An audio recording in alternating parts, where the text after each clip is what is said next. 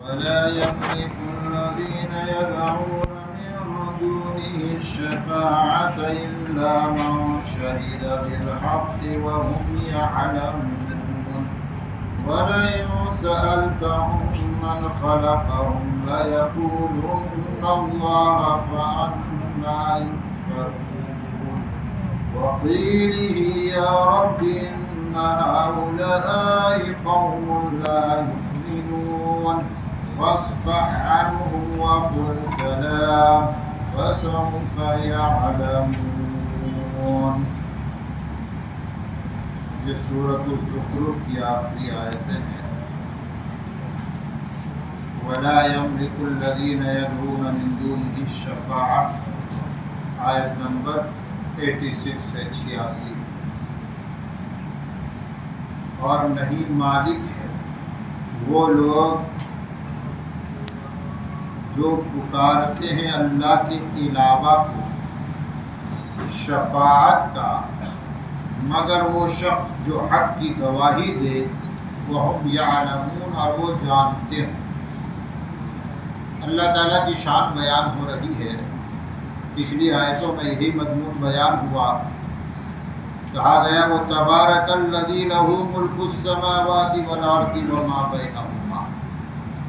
اللہ بلند و بالا ہے جس کی ملکیت آسمانوں میں ہے، زمین میں ہے، اور جو کچھ آسمانوں اور زمین کے درمیان ہے، وہی مالک ہے. اس آیت کریمہ میں اس اللہ تعالیٰ کی ملکیت کو، مالک ہونے کو ایک دوسرے اینگل سے بیان کیا گیا. کہتے وہ ایسا مالک ہے کہ کوئی اس کی ملکیت میں ذرہ برابر شرکت نہیں رکھتا. یہ جو انسان کی سوچ کہ یہ بڑا سیٹ، یہ چھوٹا سیٹ، یہ بڑا مالک، یہ چھوٹا مالک، قرآن نے بار بار اس سوچ کو رد کیا ہے. یہ بڑا چھوٹا کوئی نہیں، ساری ملکیتیں اللہ کی.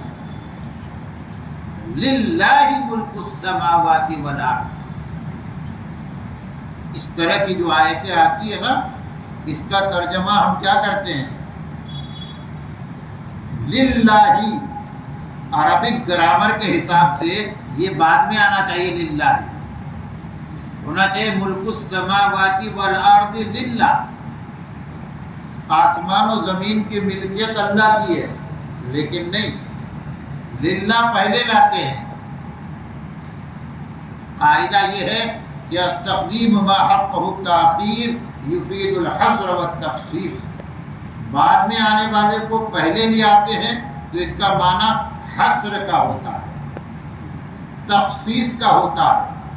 اس لیے للہ ملک السماوات والارض کا معنی کیا ہوگا؟ اللہ ہی کے لیے. اللہ کے لیے نہیں، اللہ ہی کے لیے. یہ کلمہ حصر ہے. آسمان و زمین کی ملکیت، یعنی اس ملکیت میں کوئی دوسرا شریک نہیں ہے، کوئی دوسرا سیکنڈ پرسن نہیں ہے. وہ تنہا مالک. یہاں پر اسی مضمون کو اس طرح سمجھایا گیا کہ اللہ کے پاس تو یہ جن کو اللہ کے علاوہ پکارتے ہیں نا، کون لوگ پکارتے ہیں اللہ کے علاوہ کو؟ جو لوگ اللہ کے علاوہ کو پکارتے ہیں، ان کے نام کی دعائی دیتے ہیں، ان سے دعائیں مانگتے ہیں، ان کو ہم مشرک کہتے ہیں. کیا کہتے ہیں؟ مشرک. مومن تو اللہ کے نام کی دعائی دیتا ہے. وہ یا اللہ، یا رب، یہ اللہ کے جو نام ہے وہ بتایا گیا کہ ان ناموں کے ساتھ اللہ کو پکارتے ہیں. لیکن جو لوگ اللہ کے علاوہ کو پکارتے ہیں، ان کا حال کیا ہے کہ وہ شفاعت کے بھی مالک نہیں ہیں. اس کے شفاعت کا معنی سفارش کرنا، ریکمینڈ کرنا. یہ تو سفارش کون کرتا ہے؟ جس کے پاس خود طاقت نہیں ہوتی، خود اختیار نہیں ہوتا، لیکن وہ کسی با اختیار شخص سے تعلق رکھتا ہے تو کہتا وہ میرا دوست ہے، وہ میرا جاننے والا ہے، میں آپ کے نام کی سفارش کر دوں گا، ریکمینڈ کر دوں گا، آپ کا کام ہو جائے گا۔ تو اللہ تعالیٰ سے سفارش کرنے کا بھی ان کو حق نہیں ہے۔ تو جو نہ تو خود کر سکتا ہے نہ کرا سکتا ہے، ایسے کو پکارنے سے کیا فائدہ؟ فرمان نہیں مالک ہے، کس کے مالک نہیں ہے؟ الشفاعت، آبجیکٹ مفعول جو ہے آگے الشفاعت ہے، کس کے مالک نہیں ہے؟ شفاعت کی، سفارش کے، ریکمنڈیشن کے۔ کون مالک نہیں ہے؟ وہ جن کو یہ پکارتے ہیں اللہ کے سوا، ایکسپٹ اللہ، جن کو یہ پکارتے ہیں۔ الا من شہید بالحق، ہاں مگر جو حق کی گواہی دے اور انہیں پتا ہو۔ کیا مطلب حق کی گواہی دے؟ حق سے مراد یہ کلمہ توحید، لا الہ الا اللہ محمد رسول اللہ، جو کلمہ توحید کی گواہی دیتا ہے اور جن کے بارے میں پتہ ہوتا ہے کہ یہ کلمہ شہادت کی گواہی دینے والا ہے، مومن ہے، کہتے وہی اللہ تعالیٰ کے سامنے سفارش کر سکتا ہے، اور اسی کی اللہ کے سامنے سفارش ہو سکتی ہے۔ اور یہ سفارش بھی کب ہوگی؟ جب اللہ تعالیٰ کی طرف سے ان کو اجازت ہوگی یا ان کے بارے میں اجازت ہوگی۔ اللہ جن کو اجازت دے گا وہ سفارش کرے گا، اور جن کے لیے اجازت دے گا ان کے لیے سفارش ہوگی۔ شفاعت بالاذن ہوگی، جس کو قرآن نے کہا کہ کون ہے جو اللہ کے پاس سفارش کر سکے مگر اس کی اجازت سے۔ جیسا کہ سب سے بڑی شفاعت جس کو کہتے ہیں شفاعت کبریٰ، اس کی اجازت کس کو ہوگی؟ حضور اکرم صلی اللہ علیہ وسلم۔ جب آپ عرش کے نیچے سجدے میں جائیں گے اور لمبا سجدہ کریں گے، یہاں تک کہ اللہ تعالیٰ کی طرف سے کہا جائے گا سل تعطا، مانگو تم دیے جاؤ گے، اشفع تشفع، سفارش کرو تمہاری سفارش قبول کی جائے گی۔ تو پھر حضور اکرم صلی اللہ علیہ وسلم کو شفاعت کا حق دیا جائے گا۔ اسی کو شفاعت کبریٰ کہتے ہیں، اسی کو مقام محمود پر فائز ہونا کہا جاتا ہے۔ اس کے بعد پھر اولیاء کرام، حفاظ کرام، نیک اور صالح لوگ کہتے ہیں ان کی بھی سفارش ہو، لیکن اللہ کی اجازت سے۔ کس کے لیے ہوگی؟ جس کے کلمہ حق سے اللہ راضی اور خوش ہوتا ہے۔ وَلَئِن سَأَلْتَهُم مَّنْ خَلَقَهُم، یہ بات قرآن میں بار بار کہی گئی ہے۔ مشرکین مکہ جو تھے نا، وہ تو بتوں کی پرستش کرتے تھے، آئیڈل ورشپ کرنے والے لوگ تھے۔ لات، عزا، منات، ہبل، ان ناموں سے انہوں نے بتیں تراش رکھی تھی جن کی یہ پوجا کیا کرتے تھے۔ لیکن اس کا یہ مطلب ہرگز نہیں یہ شرک کرنے والے، بت پرستی کرنے والے اللہ کا انکار کرتے تھے، نہیں، اللہ کو مانتے تھے، لیکن اللہ کے بعد ان چھوٹے چھوٹے خداؤں کا انہوں نے تصور رکھ رکھا تھا۔ یہ جو اوتار کا عقیدہ ہوتا ہے نا، وہ بڑا ہے، یہ اس کا اوتار ہے۔ تو الگ الگ اوتار کو بتوں کا روپ دے کر وہ عبادت اور پرستش کرتے تھے۔ ان میں سے کسی کو بھی وہ خالق پیدا کرنے والا نہیں مانتے. کہتے تھے ایشور ایک، پیدا کرنے والا ایک ہے. ہاں بھکتی ان کے یہاں بہت ساروں کی ہو سکتی تھی. تو قرآن نے یہ کہا کہ اگر تم ان سے پوچھو من خلقہم، کس نے ان کو پیدا کیا، لَيَقُولُنَّ اللَّهُ، تو البتہ ضرور کہیں گے اللہ نے پیدا کیا. خالق کریٹر وہ صرف اور صرف اللہ کو مانتے ہیں. فَأَنَّىٰ يُؤْفَكُونَ، تو قرآن کا اس پر ایک سوال ہے، کہاں یہ بھٹک رہے ہیں؟ جب پیدا کرنے والا ایک ہے تو معبود عبادت کے لائق بھی وہی ہوگا.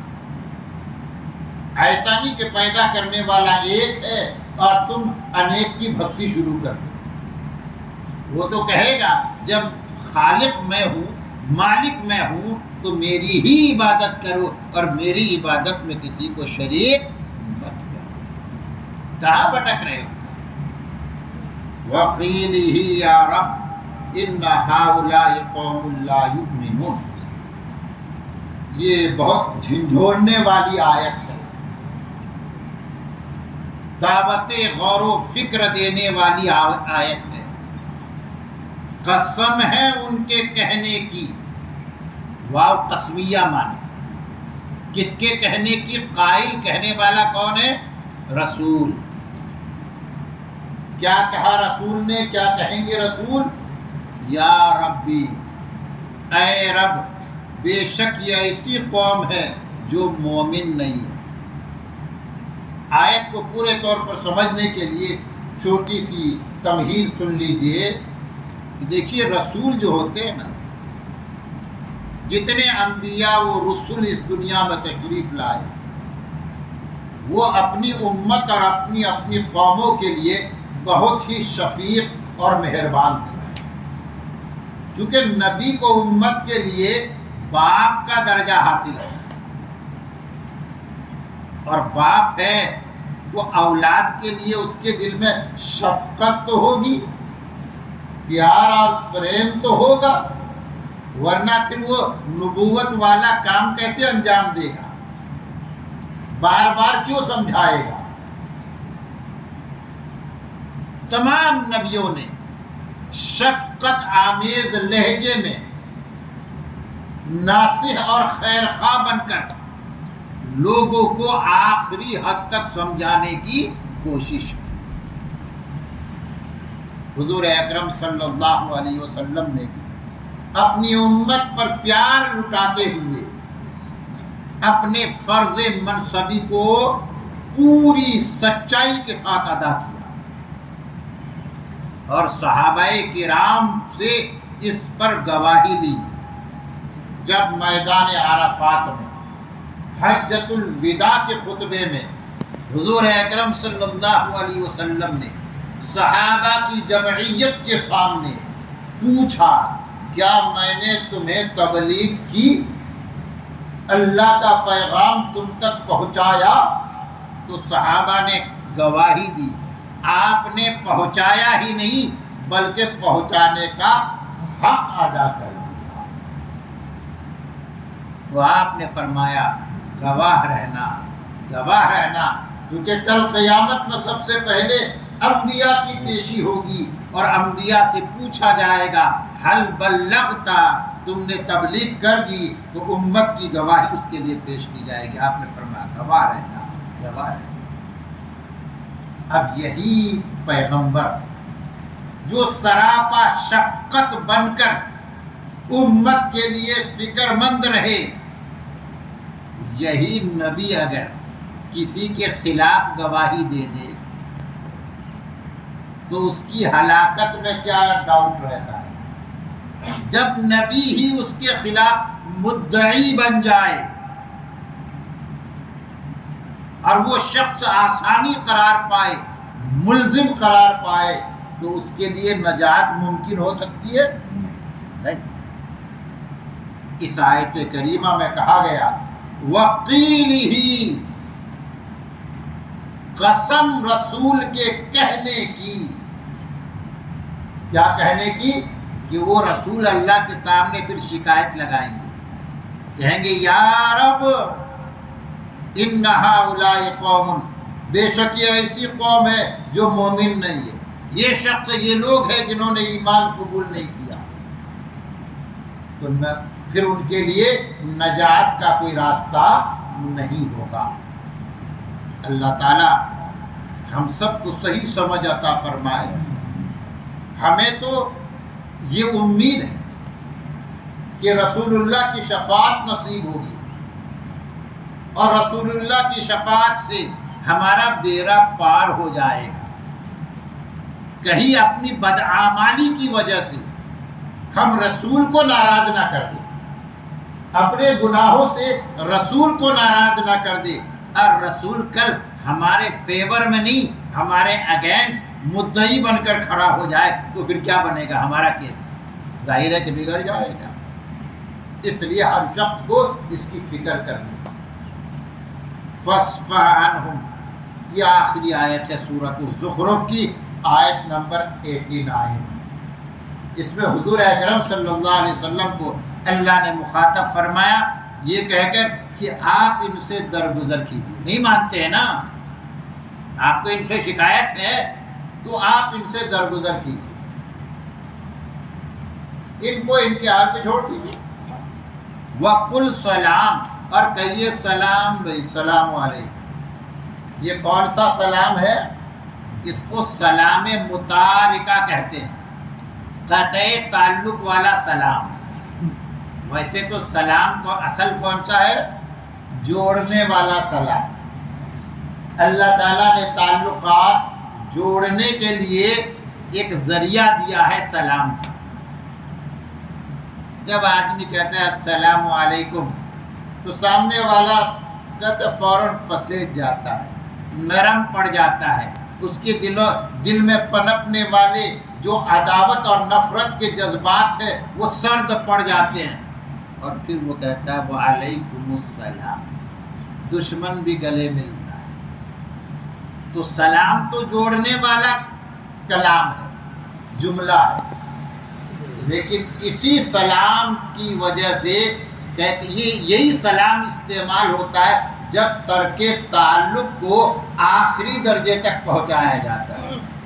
ہم نے بہت کوشش کر لی میل ملاپ کی، سمجھانے کی، نہیں سمجھتا ہے تو آدمی یہ کہہ کر کہتے جھگڑا فساد گالی گلوچ کرنے کے بجائے کیا کہے السلام علیکم، میں چلتا ہوں، میں اپنی راہ آپ اپنی راہ. یہ سلام ہے سلام متارکہ. فسوف یعلمون، ان قریب وہ جان جائے، پتہ چلے گا کہ کون کس حال میں. ابھی تو نہیں سمجھ رہے ہیں، وقت آئے گا کہ سب کچھ سمجھ میں آ جائے گا، لیکن اس وقت کا سمجھنا کوئی کام نہیں آئے گا. بتوفیق اللہ. سورۃ الزخرف مکمل ہوئی. اگلی سورت سورۃ الدخان ہے، کل انشاءاللہ.